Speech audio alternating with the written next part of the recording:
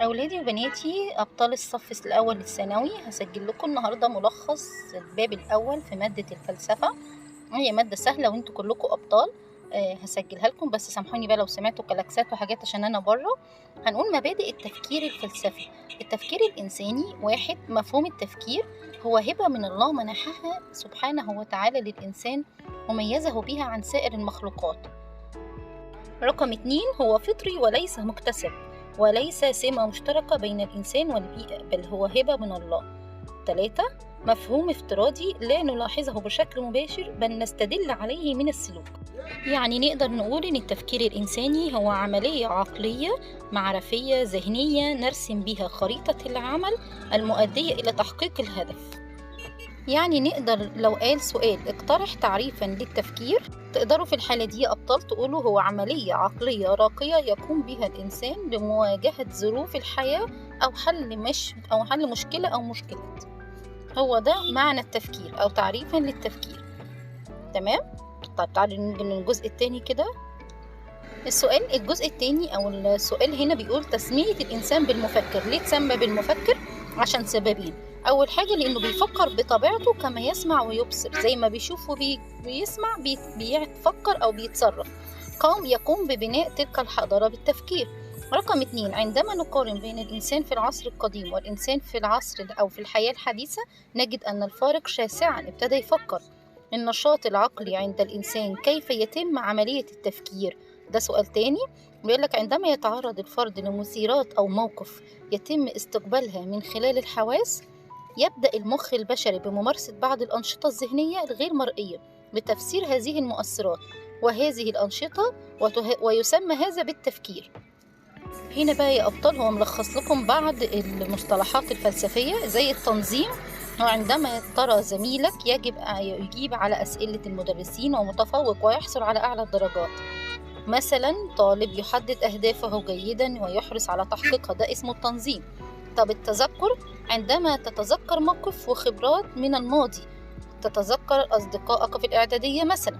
طب التخطيط: عندما تفكر في مستقبلك وتضع خطة لحياتك وتحدد أهدافك، مثلا التخطيط لنفسك لكي تصبح إعلاميا مشهورا في المستقبل ويبقى عندك قناة مثلا زي القناة دي وأحسن وأحسن. طيب يعني إيه حل المشكلات؟ عندما يعرض زميل لك على حل مشكلة فتقول له دعني أفكر كي أجد حل مناسب. ومثال لحل المشاكل إني مثلا اقترب ميعاد الامتحان وما ذاكرتش كويس، شرحت لمعلمك وقام بمساعدك وحل المشكلة. هي دي حل المشكلات. يبقى أهم المصطلحات اللي عايزين نعرفها في الجزء ده يا شباب: التنظيم، التذكر، التخطيط، حل المشكلات.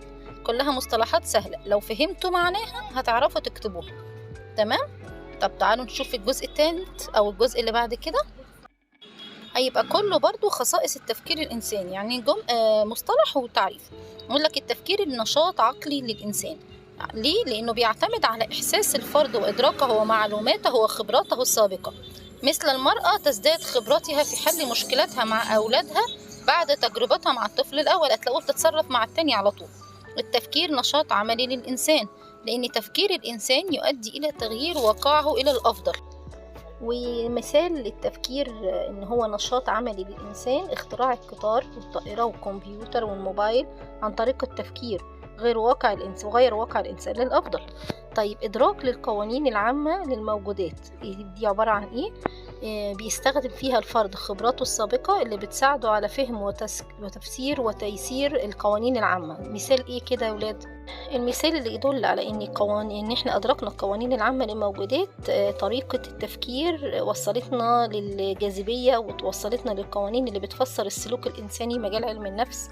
طيب آخر تعريف عندنا بيقولك يعبر عنه في شكل لفظي أو رمزي، شكل لفظي رمزي. إن اللغة هي تعبير عن فكر ومنطوق، في الفكر لغة غير منطوقة واللغة فكر منطوق. يبقى الفكر واللغة وجهين لعملة واحدة.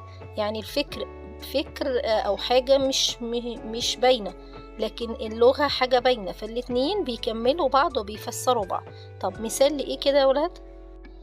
الفكر واللغة بيبقوا مثال زي الشاعر بيعبر عن تفكيره باللغة في صورة جمل ألفاظ، زي عالم الرياضيات بيعبروا عن تفكيرهم بالرموز.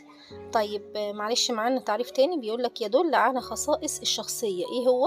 إيه هو اللي بيدل على خصائص الشخصية؟ إن الإنسان بيتأثّر أو الفرد بيتأثّر ودوافعه وانفعالاته وميوله وخبراته السابقة، زي الطالب صاحب الشخصية المعتدلة يفكّر جيدًا قبل أن يتكلم، دي بتدل على خصائص الشخصية.